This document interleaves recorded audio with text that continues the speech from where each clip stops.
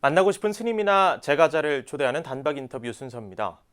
일제강점기 여성해방운동을 주도한 신여성이자 여류 작가로 활동하다 수덕사로 출가해 한국 비구니계를 대표하는 스님이 된 이렵 스님을 아십니까?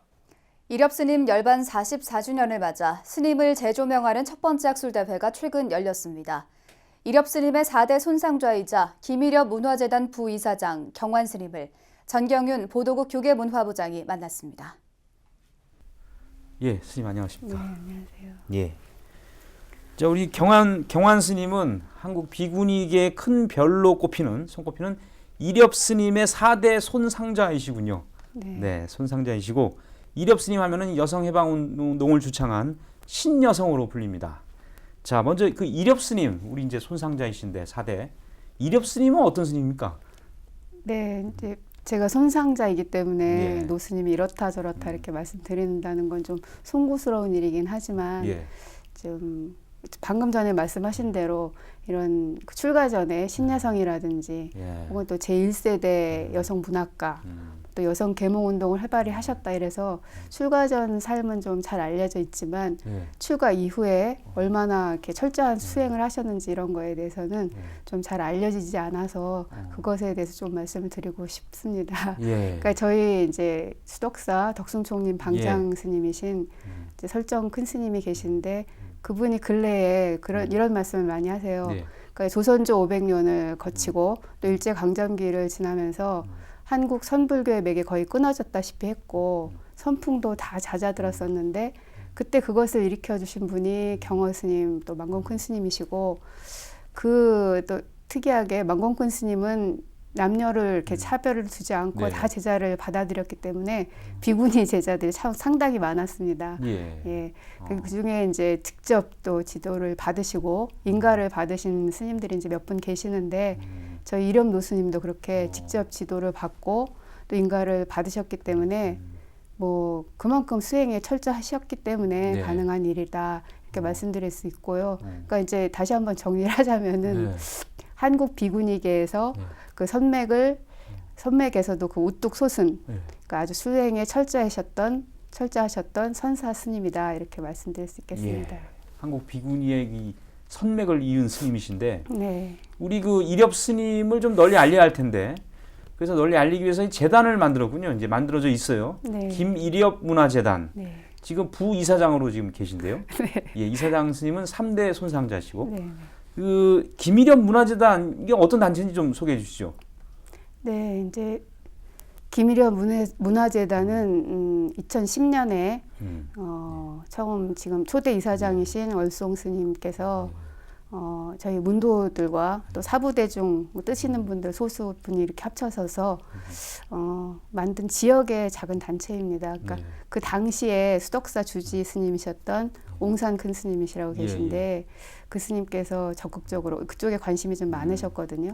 그러니까 권유를 하시고 또 추천을 하셔서 만들어지게 되었습니다. 그러니까 무엇보다도 그 노스님이 굉장히 특이하게 뭐 노스님의 어떤 장점이라든지 꼭 얘기를 해야 될 게 있을 때 하는 얘기가 노스님은 누구의 얘기를 그대로 흉내내거나 모방한 것이 아니라 자신의 소리로 법문을 얘기를 하셨거든요.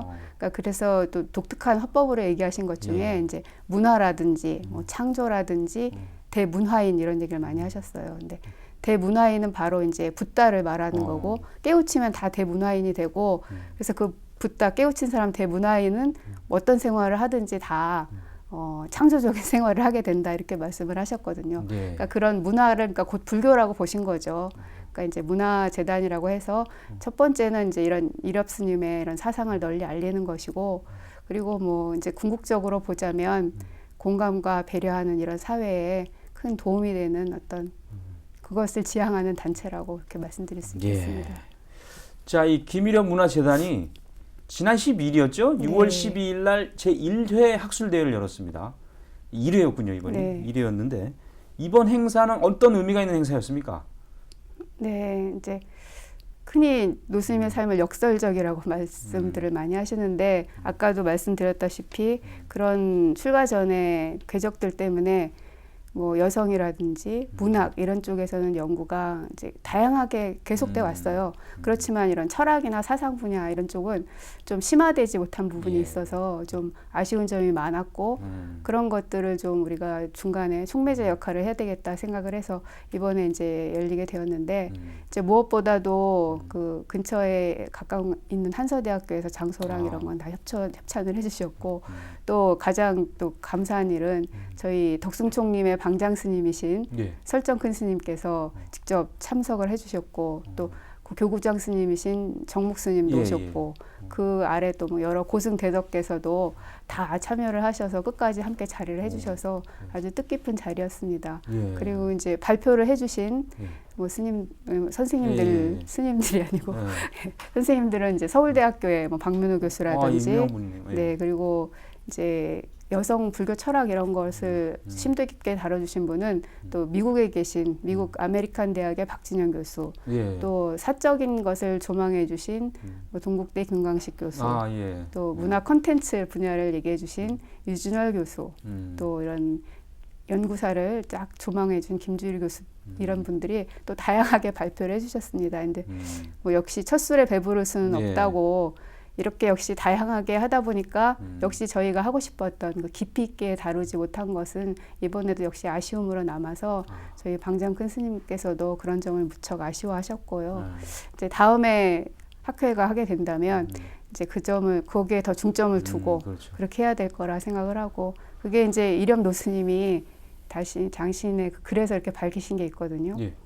그러니까 내가 부르는 노래를 이렇게 밑 빠진 독에 물 붓기가 되더라도 언젠가 그 대지가 다 차오르면 그 물이 밑 빠진 독에도 물이 넘치지 않겠느냐. 그렇게 미래세가 다하도록 당신은 노래를 부르겠다 이런 말씀을 하셨거든요. 그러니까 그 뜻을 또 이어드리는 길이 아닐까 이렇게 생각을 합니다. 예. 이게 이제 오늘날 왜 다시 김일엽인가 뭐 이런 제목이지 않습니까? 네. 그렇다면은 한국 불교에 있어서 김일엽, 이렵 스님이 다시 조명돼야 한다면 그 이유는 뭐라고 보십니까?